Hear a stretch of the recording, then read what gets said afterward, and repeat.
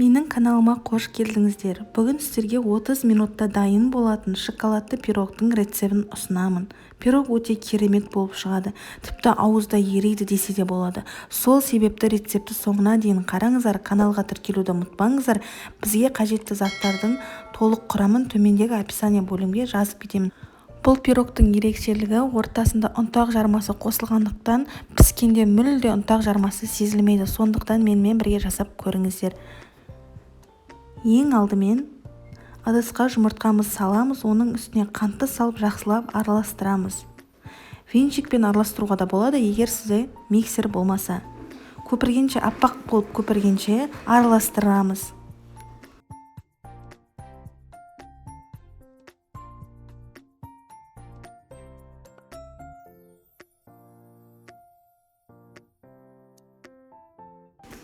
Дәл осылай видеода көрсетілгендей, дәл осылай аппақ болып көпіргенше жақсылап тұрып араластырып аламыз.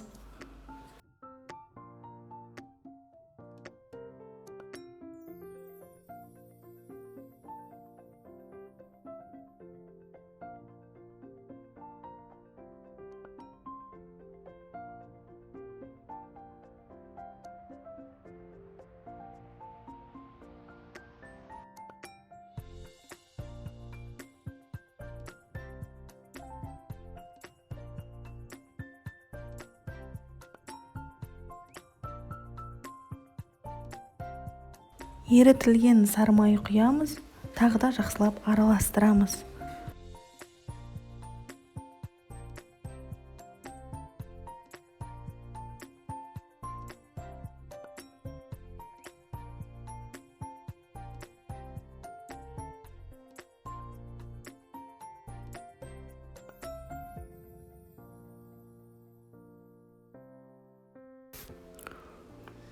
Оның үстіне айран құямыз. Айранның температурасы маңызды емес. Менде салқын айран болды.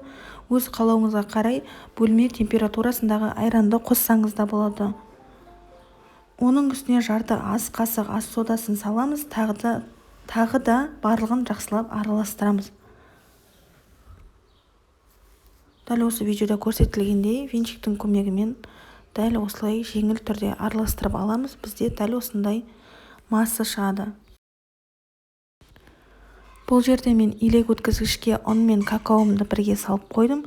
Содан соң илектегі ұн мен какаоды біркелкі араластыра отырып, салып венчиктің көмегімен дәл осы видеодағыдай толықтай жақсылап тұрып араластырдым.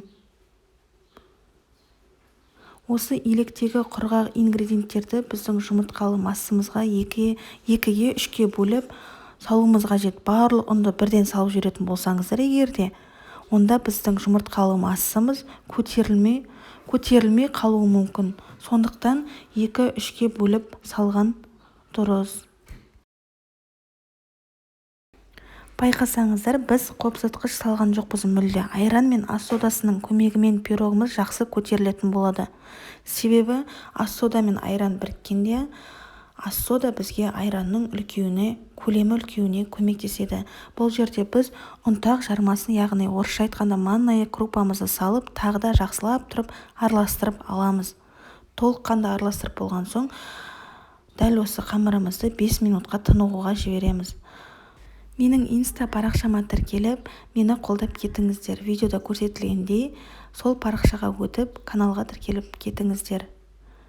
Дәл осылай ұнтақ жармасы қосылған соң, араластырып болған соң, қамырымызды 5 минутқа тынығуға жібергеннен соң, дәл осылай үлкен болып қоймалжың қамыр болып шығады.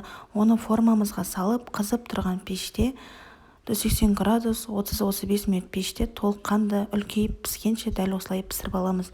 Менімен бірге жасаңыздар, пирогтарыңыз дәл осындай көлемде үлкен болып, жып-жұмсақ балғын болып шығады. Каналға тіркеліп өтіңіздер, менің видеомды қолдап кетіңіздер.